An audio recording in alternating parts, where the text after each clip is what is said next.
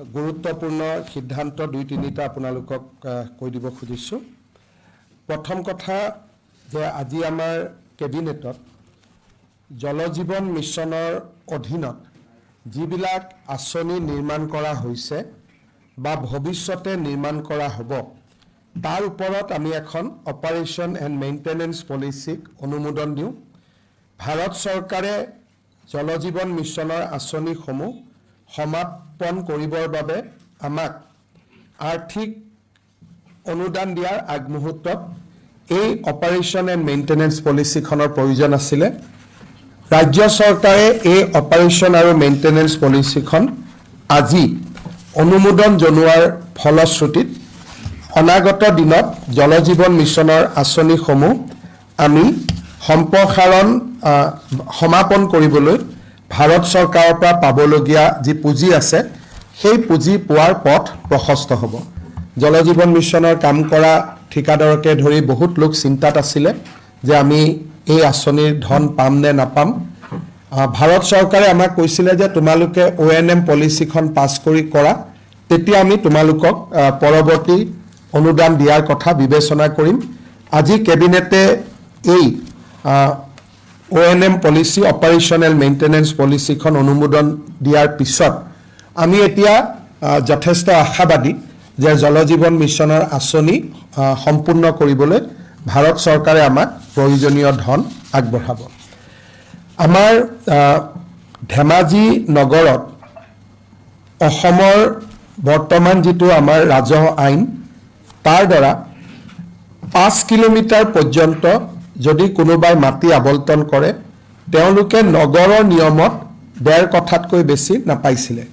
আজি আমি ধেমাজিৰ ক্ষেত্ৰত এই আইন আমি শিথিল কৰি দিওঁ আৰু টাউনৰ 1 কিলোমিটাৰৰ পৰাই আমি এই গোটেই 5 কিলোমিটাৰ পৰ্যন্ত এই অঞ্চলটোক আমি গাঁও হিচাপে ধৰিম, যাতে এজন ব্যক্তিয়ে বা এটা পৰিয়ালে 7 বিঘা পৰ্যন্ত মাটি চৰকাৰৰ পৰা পাব পাৰে।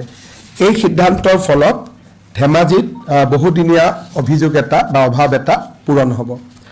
আপোনালোকে জানে যে অহা 14 ফেব্ৰুৱাৰীত প্ৰধানমন্ত্ৰী নৰেন্দ্ৰ মোদী ডাঙৰীয়া আহিব। ইণ্ডিয়ান ইনষ্টিটিউট অফ মেনেজমেণ্টৰ যিটো টেম্পৰাৰী কেম্পাছ তাক তেখেতে আনুষ্ঠানিকভাৱে মুকলি কৰিব। আজি কেবিনেটে এই ইণ্ডিয়ান ইনষ্টিটিউট অফ মেনেজমেণ্টৰ পাৰ্মানেণ্ট কেম্পাছটোৰ কাৰণে আমি আজি কেবিনেটে প্ৰয়োজনীয় মাটি ইণ্ডিয়ান ইনষ্টিটিউট অফ মেনেজমেণ্টক আবণ্টন দিওঁ, যাতে টেম্পৰাৰী কেম্পাছৰ লগতে পাৰ্মানেণ্ট কেম্পাছৰ কামতো IIM সংস্থাটোৱে আগবাঢ়ি যাব পাৰে।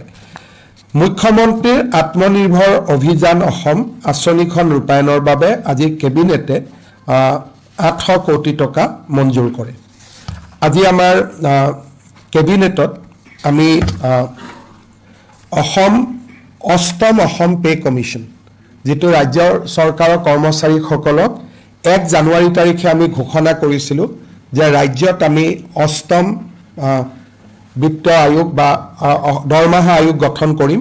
এই অষ্টম দৰমহা আয়োগখনক আজি আমি পূৰ্ণ ৰূপ দিওঁ। অসম চৰকাৰৰ অতিৰিক্ত মুখ্য সচিব অৱসৰপ্ৰাপ্ত সুভাষ দাস ইয়াৰ অধ্যক্ষ হ'ব। গুৱাহাটী ইউনিভাৰ্চিটিৰ অধ্যাপক ৰাতুল মহন্ত ইয়াৰ সদস্য হ'ব। বাকী আমাৰ বিত্ত বিভাগ, পাৰ্চনেল ডিপাৰ্টমেণ্ট, জুডিচিয়েল ডিপাৰ্টমেণ্ট আদিৰ কমিশ্যনাৰসকল এই আমাৰ আয়োগৰ সদস্য হ'ব। ৰাজ্যৰ অষ্টম দৰমহা আয়োগ গঠনে আমাৰ কৰ্মচাৰীসকলৰ মাজত নিশ্চিতভাৱে আশাৰ সঞ্চাৰ কৰিব, কাৰণ ভাৰত চৰকাৰৰ সমান্তৰালভাৱে আমি পে কমিশ্যনৰ ক্ষেত্ৰত একেলগে আগুৱাই গৈছোঁ। ভাৰতত এতিয়ালৈকে কোনো ৰাজ্য চৰকাৰে পে কমিশ্যন গঠন কৰা নাই। অসম এই ক্ষেত্ৰত এখন অগ্ৰণী ৰাজ্য হিচাপে স্বীকৃত হ'ব। কৃষ্ণগুৰু আধ্যাত্মিক বিশ্ববিদ্যালয়ৰ কাৰণে আজি আমি সৰ্থেবাৰীত 100 বিঘা মাটিৰ আবণ্টন দিওঁ। তাৰোপৰি জৱাহাৰ নৱোদয় বিদ্যালয় স্থাপনৰ বাবে শোণিতপুৰ জিলা, চৰাইদেউ জিলা আৰু কামৰূপ মেট্ৰ' জিলাৰ চন্দ্ৰপুৰত আজি আমি ভূমিৰ আবণ্টন দিওঁ। কেবিনেটত গ্ৰহণ কৰা এই সিদ্ধান্তকেইটাৰ উপৰিও আলী তৌকিৰ শ্বেখ এণ্ড আদাৰ্ছ তেওঁলোকৰ ভাৰত বিৰোধী ঘটনাৱলীৰ সম্পৰ্কত আমি যিখন স্পেচিয়েল ইনভেষ্টিগেশ্যন টীম গঠন কৰি দিছিলোঁ তাৰ প্ৰতিবেদন আজি কেবিনেটত পুংখানুপুংখভাৱে আলোচনা হয়। আলোচনাৰ অন্তত গোটেই বিষয়বস্তুৰ গভীৰতালৈকে লক্ষ্য কৰি গৃহ মন্ত্ৰালয়লৈকে এই গোচৰটো হস্তান্তৰ কৰাৰ সিদ্ধান্ত লোৱা হয় আৰু গৃহ মন্ত্ৰালয়ে তেওঁলোকৰ এটা ইনভেষ্টিগেটিং এজেঞ্চি NIA হওক বা আন ইনভেষ্টিগেটিং এজেঞ্চি দি ইয়াৰ পৰৱৰ্তী তদন্ত কৰক তাৰ বাবে ৰাজ্যৰ কেবিনেটে সিদ্ধান্ত গ্ৰহণ কৰে। বেচিকেলি SIT আৰু ইয়াৰ লগত সংলগ্ন পঞ্জীভুক্ত গোচৰ দুইটাই আমি ভাৰত চৰকাৰৰ গৃহ মন্ত্ৰালয়লৈ হস্তান্তৰ কৰাৰ বাবে আজি কেবিনেটে সিদ্ধান্ত গ্ৰহণ কৰে।